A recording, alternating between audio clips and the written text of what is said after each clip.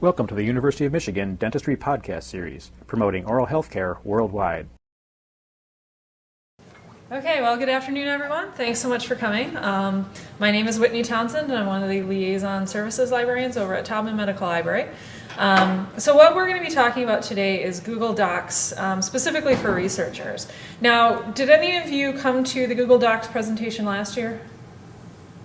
Okay, we've got one. All right, there's going to be some overlap from last year, but as with many of the Google products, there's been a number of advancements and things like that in the past year. So my plan for this presentation is to hopefully get through slides in maybe about a half an hour or so and have plenty of time for questions, discussion. I can show you around Docs a little bit as well, and we can play around with some of the features. Sound good? Okay, great. So we will go ahead and get started.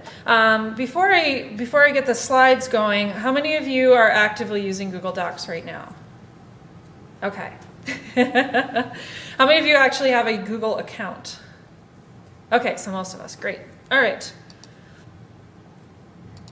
So, and just for your information, I'm actually running today's presentation. This is not PowerPoint. This is through the Google Docs presentation module. Okay, so it looks very much like PowerPoint, but it's Google Docs presentations. So think about the document creation process that you usually go through, particularly if you're collaborating with other people on your documents.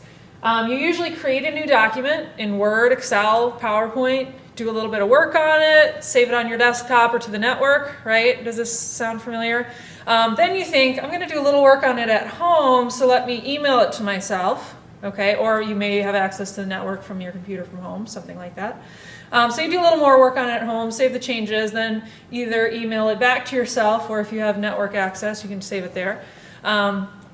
Do some more editing at work, and then you decide your colleagues need to take a look at this. Maybe they need to add some content, do some edits to what you have, revisions, things like that. So you have to email it out to all of them, right? Or hope that they have access to shared drives or something like that. Then you have to tell them how to actually find something in the shared drive, which is my own personal problem. So you do some edits, then your colleagues do some edits, okay?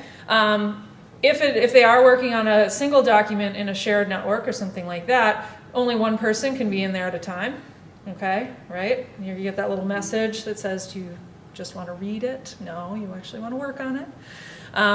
So everyone does their edits. Okay, if you've emailed it out to everybody, then everybody emails you back documents, and then you have to pick through them all, figure out what the edits are, and then try to conglomerate it back into one document, right? And then you want to finalize it, and then you've got your group of people that actually need to see this document in its final stages. So then, once again, you email it out to everybody, or you tell everybody how to find it through a nice long path in a shared drive. Does this sound very familiar to you guys? Okay, that's the normal document creation process that people go through. And what do you end up with in this process? You end up with, especially if you're doing the email process here, many versions of this document potentially floating around. Okay, especially if you have a lot of collaborators, you may not know which one has what in it. Okay. Also, you're tied to a particular computer or to the network where your document's saved, or you're stuck doing a lot of this emailing. And everyone that you're working with needs to have a semi-expensive, depending on whether you're affiliated with the university or not, software suite like Microsoft Office. And you need to have it wherever you're planning on working on this document, any computer, okay, even if you are emailing it to yourself. So I'm here to tell you that it doesn't have to be this hard, okay? We're going to be talking about Google Docs today. And with Google Docs, you can fairly easily access your documents from any computer that has web access. That's very important.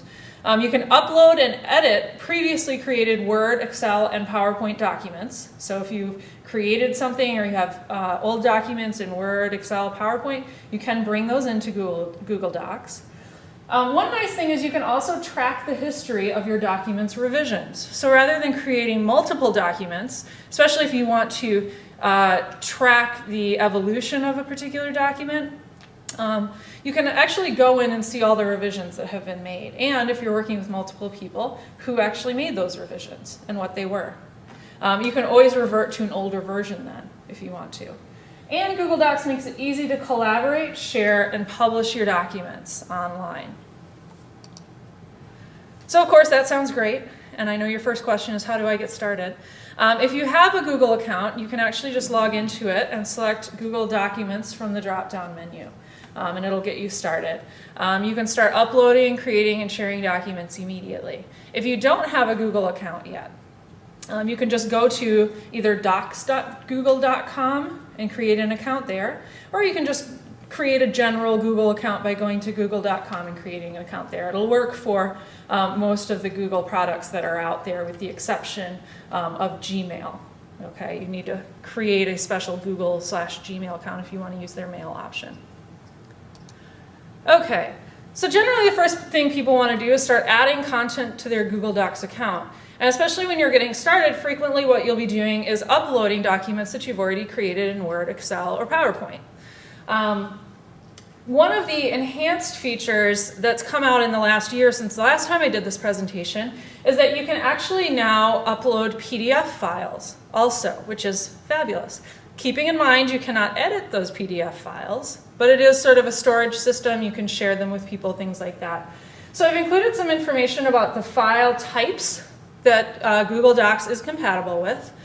So you can import PDF files up to 10 megabytes from your computer, up to 2 megabytes from the web. There's a few different ways you can get things in there. You'll notice on the right-hand side under the upload a file, that's what you get when you select to upload.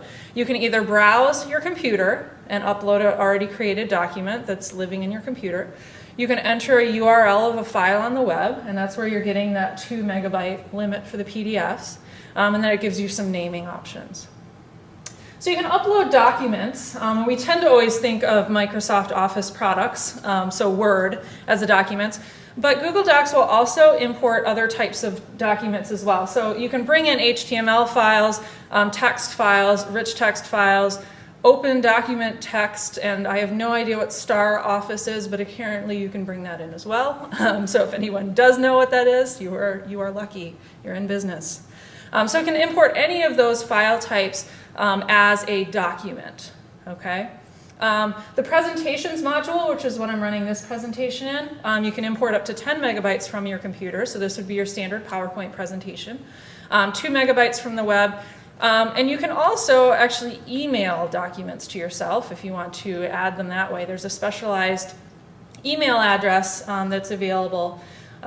So if you desperately want to use that option, you can, although it's something that I haven't used yet. And for those, you can bring in basic PowerPoint files. You can also import spreadsheets up to 1 megabyte.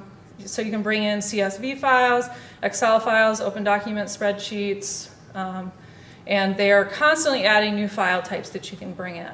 Okay, so this is very much still a work in progress for Google. They're always adding new enhancements to Google Docs, particularly because it's being used more and more, especially part of the Google Apps suite for some educational institutions, nonprofit organizations, small businesses, and things like that. So they're really putting time and energy and effort into making this a good, robust product. It's come a long way in the last year. Now you'll notice on here, and I'll bring this up later just to remind you, Google Docs does not officially support the Office 2007 or 2008 file types. So those DocX file types, ExcelX file types, PowerPointX file types. I've played around with it a little bit, and it seems to sort of take it. But I would say that if you're working in 2007 right now, save your files as docs. Okay, in that 95, 97 through 2003 file type, so that you can easily upload them. And it is important to know that while Google Docs will bring in a lot of the information that's in the files that you're uploading, it's not a perfect system. Okay, you may need to go in and make a few little formatting changes, things like that. Particularly for the presentations module, if you have all kinds of nutty animations and craziness going on and you've used a lot of the features in PowerPoint, many of those features are not available in the presentations module. So it's not going to bring in, words flying in from the left or things like that, okay?